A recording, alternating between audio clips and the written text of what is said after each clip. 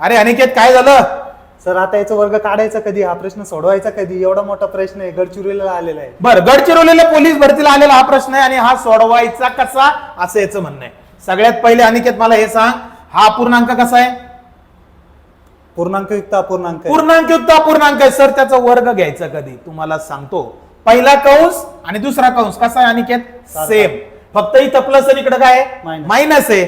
असं जर भेटलं ना बाळांनो, तुम्हाला सांगतो 4 लिहायचे आणि गुणिले हा पूर्णांक लिहायचा. किती अनिकेत? 6.1/13 गुणिले पुढचा पूर्णांक लिहायचा. किती आहे? 13/79. बरोबर. तुम्हाला ते पूर्णांकयुक्त अपूर्णांक कसा सोडवायचा?